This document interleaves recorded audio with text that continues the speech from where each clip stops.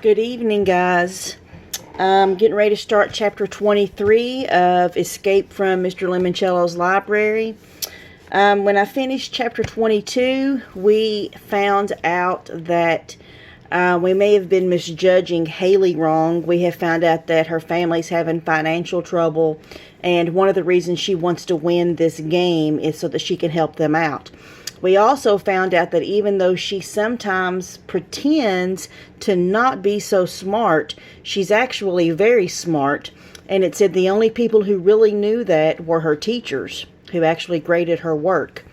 They did mention in that one of the last chapters that the robot book sorter had grabbed a box that had a 1930s magazine in it, and we're going to see in this chapter what happens with that magazine. We have also found out that so far there have been 2 clue cards that we have seen what they led to. One led to a little black and white picture of a football player with the number 19 on his shirt. One led to a picture of a sheep. And then we know Kyle and Akemi and Sierra have received a super duper clue as well, but we do not know yet what their clue said or what it was leading to. So let's jump into chapter 23 and see where it takes us. Kyle flipped over his lemon-scented super duper bonus card and read what was written on the other side. You will find the ultimate version of this board game on the 2nd floor balcony circling the rotunda. Huh? Said Akemi. What does that mean? I don't know. Let's roll out the paper and see. Akemi and Sierra helped Kyle anchor the edges of the scroll on the tiled floor. Okay, said Kyle, it looks like the early sketch for a board game. See the circle in the center of the other circle? That's probably where you place the spinner. You move your pieces around the 10 rooms. He stopped.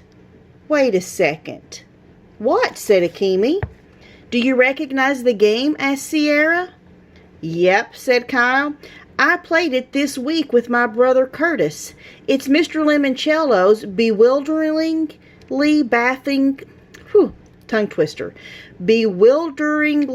baffling bibliomania. It takes place in a make-believe library.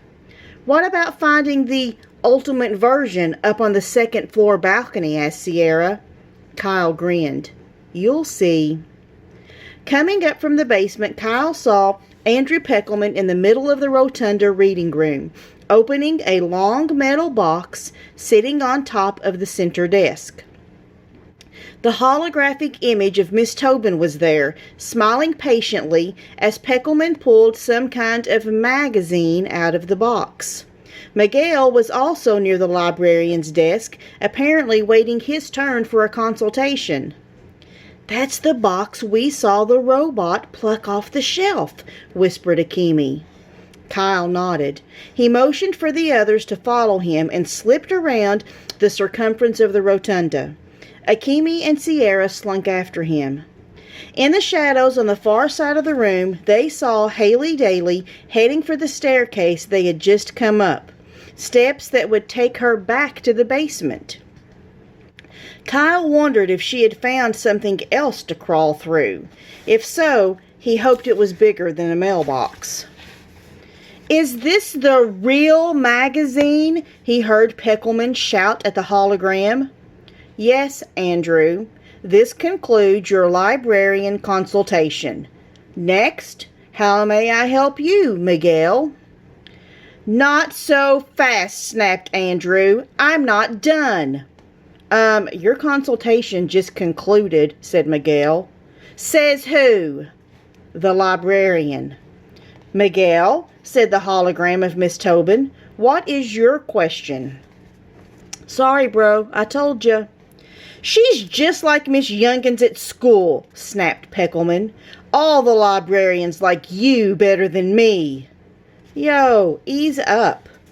You'll see, Miss Tobin. You'll all see. I'm going to beat Miguel Fernandez big time. And when I win, I'm going to tell Mr. Lemoncello to fire you.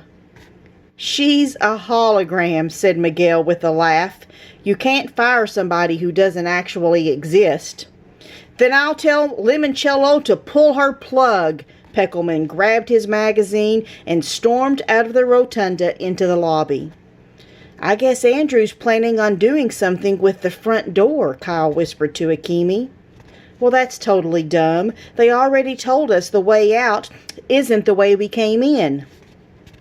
Maybe Andrew doesn't think Dr. Zinchenko was telling us the truth, suggested Sierra. Come on, said Kyle, leading his team toward the closest staircase up to the second floor. Glancing over his shoulder, he watched Miguel place a slip of paper on the table in front of the semi-translucent librarian.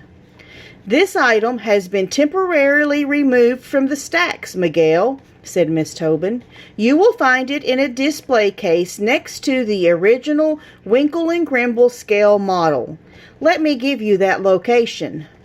There was a grinding sound like when movie tickets shoot up through the slot at the box office. Miguel snatched the small square of paper, then popped up from the librarian's desk and spun around. He froze the instant he saw Kyle, Akemi, and Sierra sneaking around the room behind him. Okay, short chapter today. I will pick up on chapter 24 very soon.